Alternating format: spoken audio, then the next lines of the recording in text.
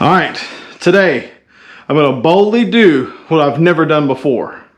I'm going to teleport through the door, land on the bike. This is a one for the ages. Ready? And here we go. Oh shit. What the hell are you doing? Oh God, that's bad. Roll the intro. Roll the intro.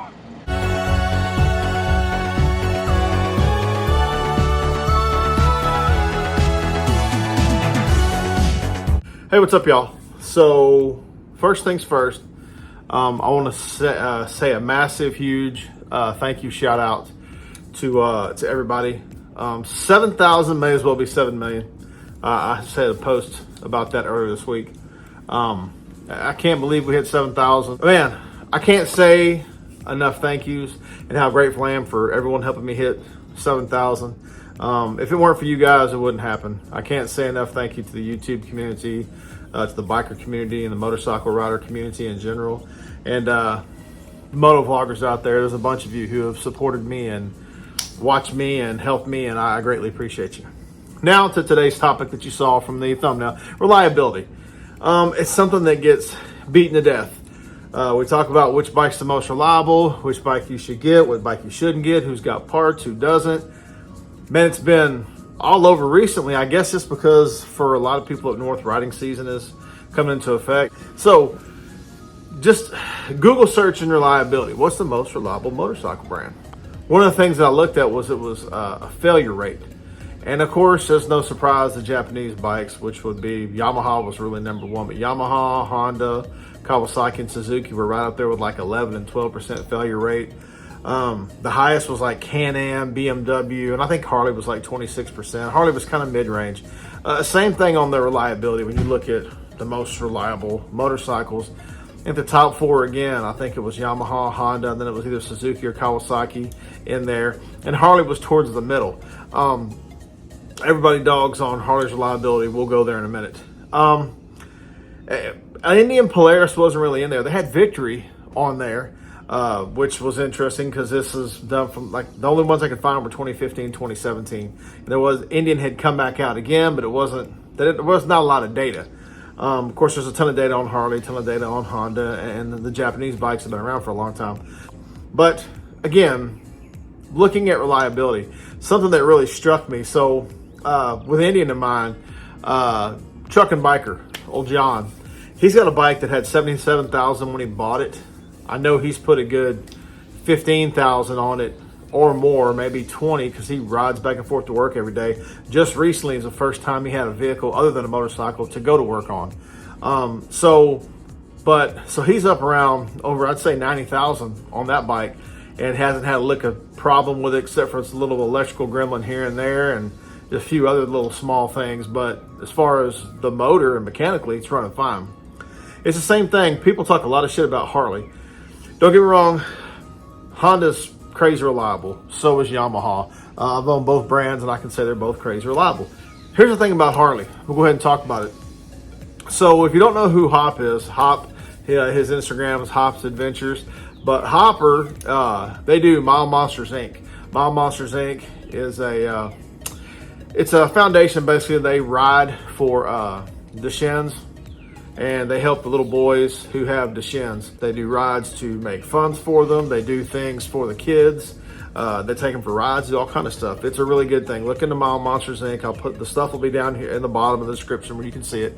But go check them out. But anyway, so Hop made a post a while back talking about he went and had his 150,000 mile service done on his bike, on his Road Glide.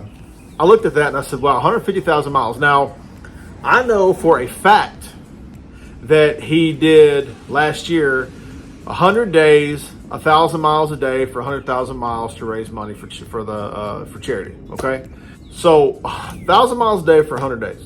That's 100,000 miles. I do the math all day long. It's the same. That's amazing. Now, when I look at his bike is primarily stock. In fact, in the post it says bike's all stock. He had the neck bearings replaced just as at 150,000 miles. There's plenty of people who'll never get 150,000 miles on one bike. That bike is stock.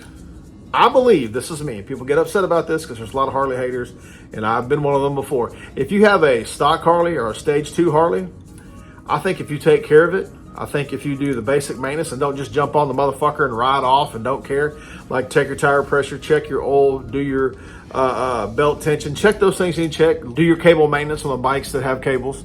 I think you can have a good, reliable bike that will run. I think when you start getting into the big inch bikes, I know people who have 131s, people have other builds that have failed on. When you start doing high compression, when you start doing a lot of those other things, I think when you get above stage 2 on some of the M8s and some of these motors, I think you're asking for trouble. I'm not saying there aren't big inch builds out there that are not reliable. Somebody's going to watch this and get pissed and go, Smitty's saying you can't build a big inch bike. No, I'm not. If you build it right and do the right thing, yes, you can make it reliable. But in general, I've noticed a lot of big inch motors on the M8s, they blow up or they have problems. That is what I have seen. That's from people that I know. That's not from somebody I read about. That's from people I physically know who they are, spoke to them, have had problems with their bikes. Now, I believe you can take a Harley and do over 100,000 miles on it. I believe you can do the same thing with an Indian, the 111 Indian, like I talked about Truck and Biker. There's a guy on the Indian forums who's got like 500,000 on his 111 Indian motor, and that's crazy. 500,000 miles is crazy. There are people who've done it on Harleys. Of course, now there's Gold Wings with 500,000 miles on them. There's bikes out there. Any bike is reliable, I think, if you take care of it. I think a lot of problems with reliability these days is the jackass is sitting on the seat. I think when you don't take care of your bike, when you put parts that are, I don't know, not the best quality parts. I think if you fuck around and put not good quality parts on your bike, especially when it comes to motor work, you're going to wind up hurting yourself. But when it comes to reliability, it really is on you. Now, yes, Harley has had problems in the past. We can talk about the AMF years, but that's moons of fucking go. There's not too many people riding AMF Harleys unless you're building choppers and shit and doing chopper shows. That's different. I'm talking about today's motorcycles. I'm talking about anything in the last 10 years. Harley has come up and made big strides with reliability. Indian is doing some of the same thing. Honda's always been reliable. Sorry, it's just the truth. They have you'll have bugs here and there on bikes. You're going to have recalls on Harleys and Indians and Hondas and Yamaha. Everybody has recalls from time to time. But I would say the main piece about reliability, number one, take your bike. If you don't work on your bike yourself, take your bike to good, reputable shops or the dealership. Make sure you use good, reputable parts from good companies. If you use aftermarket parts, make sure there are good parts that have been tried and tested. Sometimes new shit's cool to try it because it sounds better, or it looks good, or it's a little cheaper.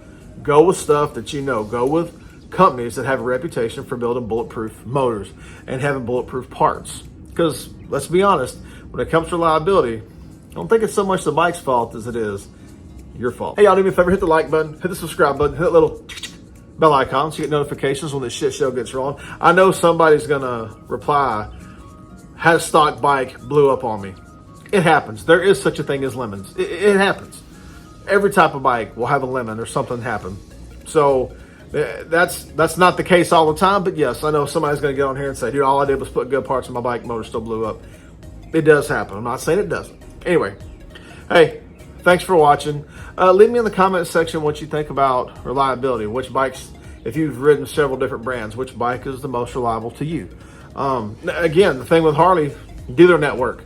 If you have a problem with your bike, you can always find a dealership. George and I were talking about that before we go on our trip. Him and my other buddy, they're going on a trip, have Harleys. They are not worried if something happens. They know we can get the bike towed to a dealership within 50 miles of where we're going to be, and they can get their work done and get back on the road. A little different for other brands. But anyway, I want you guys to have a great day. Let's try not to be assholes to each other, and I'll see y'all next time. With friends like you, who needs enemies? You're not the one you pretend to be. I always thought we were family. Now we're only enemies. Enemies. Yeah, with friends like you, who needs enemies? A two-faced bitch ain't no friend of me.